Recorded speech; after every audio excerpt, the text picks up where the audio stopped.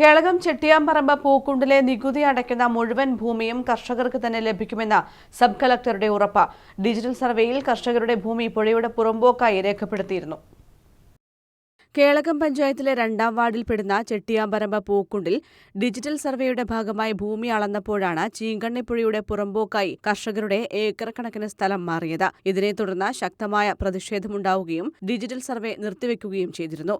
Sub collector സ്ഥലം സന്ദർശിച്ചതിനു ശേഷം മാത്രം സർവേ പുനരാരംഭിച്ചാൽ മതിയെന്ന് കേളകം ഗ്രാമപഞ്ചായത്ത് തീരുമാനിക്കുകയായിരുന്നു. തുടർന്നാണ് സബ് കളക്ടർ കാർത്തിക് പാണിഗ്രഹി പ്രദേശത്തെത്തി ആക്ഷേപമുന്നയിച്ച കർഷകരുടെ രേഖകൾ പരിശോധിച്ചത്. KPD-ബാർ 272, 73, 74 തുടങ്ങിയ സർവേ നമ്പറിലാണ് ഇപ്പോൾ ആക്ഷേപമുള്ളത്. ഈ ഭൂമി സൂക്ഷ്മ സർവേ നടത്തി കർഷകർക്ക് അവരുടെ പട്ടയത്തിലും ആധാരത്തിലും നികുതി അടയ്ക്കുന്നതിലുമുള്ള ഭൂമി കൃത്യമായി നൽകുമെന്ന് സബ് കളക്ടർ കാർത്തിക് പാണിഗ്രഹി ഉറപ്പു നൽകി. കേളകം പഞ്ചായത്തിലെ എന്തെങ്കിലും ഡിജിറ്റൽ സർവേ ബന്ധപ്പെട്ട് എന്തെങ്കിലും പ്രശ്നങ്ങളുണ്ട്, അത് ശ്രദ്ധിക്കാൻ വേണ്ടി ഞാനിവിടെ വന്നു.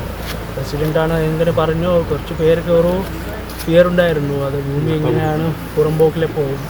അതുപോലെയാണ് നമ്മുടെ ഇവിടെ AD ആണ്, നമ്മുടെ പഞ്ചായത്ത് പ്രസിഡൻ്റാണ്, എല്ലാവരും ഒരുമിച്ചാണ് ഈ ഒരു ജോയിൻറ്റ് ഇൻസ്പെക്ഷൻ ഞങ്ങൾ നടത്തി.